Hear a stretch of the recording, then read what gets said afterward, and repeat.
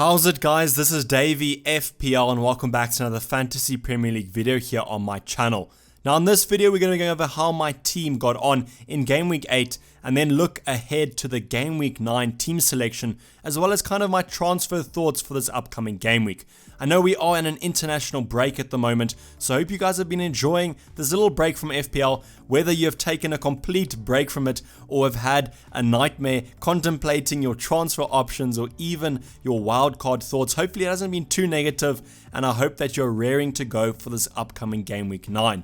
I know Game Week 8 wasn't the best game week, quite a lot of negativity around it, mainly due to the fact that a lot of differential players got the points. As you can see, players like David Luiz and Connolly getting double-digit hauls, and then Traore getting 16 points against Man City. I know how we meant to predict these results, but unfortunately, that is just FPL summed up. You can't really plan for every game week, and some game weeks you just have these really bad ones where ARB players score the points, and we definitely don't have them in our squads.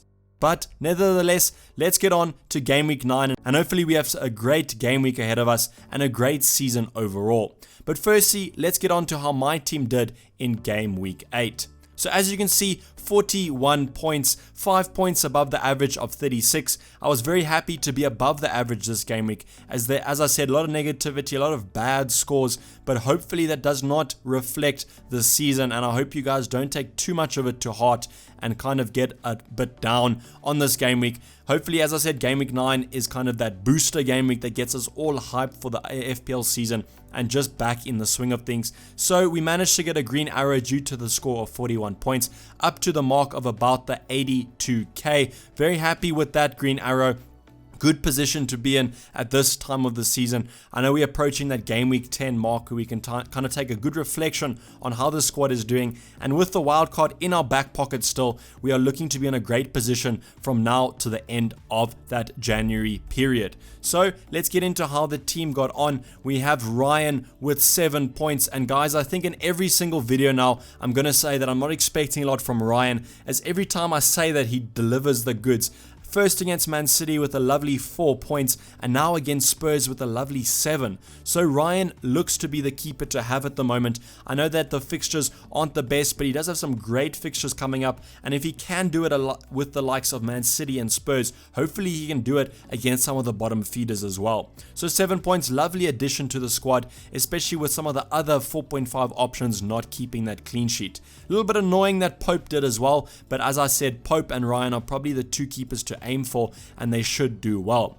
Another thing to note is the fact that Lundstrom got us a lovely 5 points. I know a lot of you were questioning why I was playing De Bruyne when the fact that he was confirmed out. I just was simply playing him, as the thing with Pep is you never kind of know what he's selecting, and if De Bruyne miraculously had a recovery from his injury, I'd rather just have had De Bruyne playing instead of him sitting on my bench. But Lundstrom did come off the bench for De Bruyne, so got his 5 points there.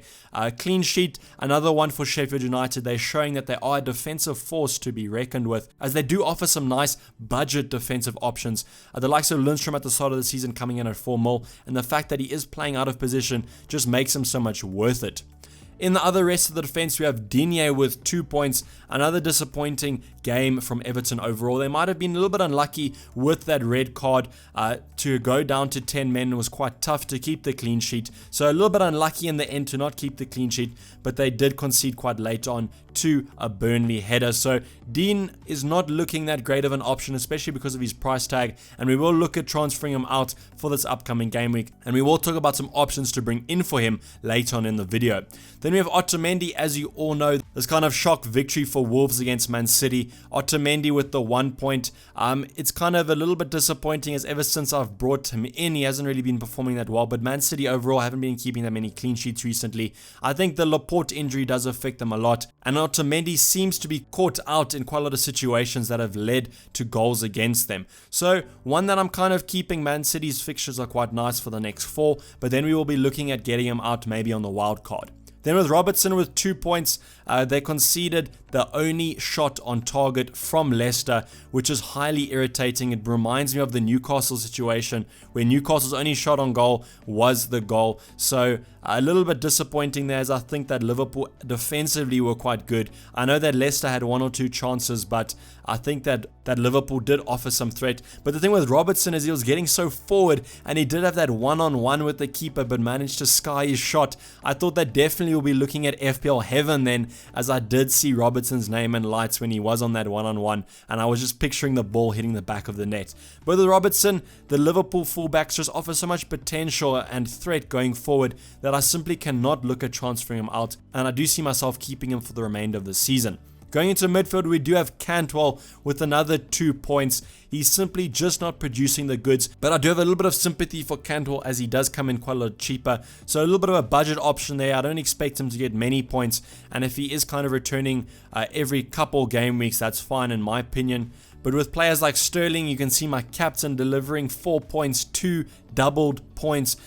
Disappointing again. Wolves showed great threat defensively and attacking wise, so completely nullified Man City. Man City could have got some goals there, but Sterling didn't look that great, and it is kind of a point to consider. Him being so expensive and him not simply delivering is kind of putting a dampener on my overall FPL squad, as he's simply sapping up so much budget. But I do think I'll probably be keeping him, as I can't really afford to get rid of him and then bring him back in. Then we have Mason Mount, probably the player of my FPL season, returned again with a goal. He's in great form, and Chelsea overall are in great form as well. And I'm definitely happy that I've doubled up on their attack with the likes of Mount and Abraham. Look really good options going forward. With Salah with 2 points, did pick up that knock at the end of the Leicester game. The Leicester fixture was a tough one in my opinion, so didn't have that many expectations from Salah, but I was a little bit disappointed that he wasn't managed to get at least an assist in that game. And I'm hoping that he does recover from injury, otherwise that's going to be quite a headache on what to do with him. I am recording this video on Sunday night, so changes could have been made to these lineups and injuries, and I will keep you updated over on my Twitter at DayvyFPL. Then going into the attack, we have Abraham with yet another goal, showing some real consistency up front, and definitely is that main striker for Chelsea and Frank Lampard. Definitely will be staying in my squad, and if you don't have him, I would be recommending to bring him in. Then we have Pukki with 1 point, yellow carded in the first half, which kind of showed a sign of things to come. Has been in terrible form, and Norwich overall have been very poor. So I will be looking at transferring him out, whether it be this game week or next is yet to be seen, as I think I might have other fires to put out. In defense, Button with 0 points. De Bruyne didn't play, but hopefully he will recover from injury. Then we have Ake with 2 points. Against Arsenal, was not expecting much from him. With Ake, I've kind of been a little bit reliant on attacking returns, as overall defensively, Bournemouth are terrible. Then we have Greenwood with 1 point that just came off the bench, and nothing to be said more from him. But now let's get on to some transfer options for this upcoming game week. So as you can see, yet again, I'm considering a defensive transfer, but this game week, we do have some strikers to boot, as we are looking at transferring Pukki out. So let me talk about the defense first. I've kind of highlighted 2 teams here, Leicester and Chelsea, as they just have some great fixtures. The players that I'll be looking at transferring out are Ake and Luca Dean. So for Ake, I could look at Soyuncu or Tomori, and then for Luca Dean, I could look at Soyuncu, Pereira, Tomori, and Alonso. With Alonso, I'm priced out if I do the Luca Dean transfer, so I could only consider Pereira for my FPL team. But if you can kind of stretch your budget as well, I think Alonso shows great attacking threat, and Chelsea's fixtures are great as well. With this team, we have some great defensive options to bring in. My personal opinion is I think that Chelsea will basically get a guaranteed clean sheet this upcoming game week against Newcastle. So it's kind of a tough spot to be in, whether I'm looking long-term or short-term, and if I'm looking at a budget option or a more expensive premium option that offers some attacking threat. But going forward, with Pukki performing so badly, I am looking at transferring him out. If you have the funds, I would look at Callum Wilson. Probably my number one option. If you don't have the likes of Tammy Abraham, I would get him. But if you do, I would look at Callum Wilson. I can personally afford King, as he is cheaper than Pukki, but I just don't know if that transfer is worth the hit if I do make it. Then with Vardy, another expensive option. But as I spoke about in the preview, if you can maybe get Maddison in rather, he looks like a more budget-friendly option, as the strikers The likes of Callum Wilson, Tammy Abraham and those guys are performing really well, and you don't really want to miss out on one of them for the likes of Vardy if you can maybe get a cheap alternative of Leicester in midfield. So if I'm looking at my team, you'll see what transfer I made when we go into the team selection now. So as you can see, the transfer I made already this game week, I communicated it over Twitter. So go follow me at Dayvy FPL if you're not already for future updates. I made the transfer of Luca Dean to Pereira. My kind of thinking behind it was Pereira offers more attacking threat, and I think that he does offer more threat going forward and defensively than the likes of Soyuncu, and he does fulfill that kind of 1.5 million more. I think he's worth it in my opinion. So kind of taking a little bit of a punt on Pereira, as I know that Soyuncu is the more popular option. But if you bring in Soyuncu, you got to be favoring the clean sheets, so you might as well just offer the extra kind of 1.5 mil. I'm happy with the rest of my squad, and I do have that wild card to boot, so if I want to use it, I can maybe switch the team around and then bring in Soyuncu if I want to spread the funds in elsewhere. But I wasn't really too concerned about my other areas. I'm willing to stick with my premium options, and my premium defense hopefully will return some attacking returns as well as some defensive returns. But let's get into each position and kind of why I went with this decision. So with Ryan in defense against Aston Villa, a very tough fixture in my opinion. I'm not saying that just because I want him to kind of do some reverse psychology here. Aston Villa coming off the back of that 5-1 victory against Norwich, so in great goal scoring form, and the fact that they're playing at home I think makes them a lot more dangerous. They are showing that they're great going forward and as well in defense, so I think that'll be quite a tight game on the weekend, but I'm hoping that Ryan can get some save points there and come out with a positive score. Then we have Robertson against Man United. I do personally think that Liverpool can keep a clean sheet against Man United simply because of their injuries and the fact that they're on some terrible form at the moment. So I'm expecting quite a bit from Robertson, as Liverpool always kind of shore up defensively in these top 6 clashes, and I think that Robertson can do well in this one. Otamendi against Crystal Palace away. Crystal Palace sitting nice and pretty in that top half of the table. Been in great form as well. I think that Man City have the potential to keep them quiet.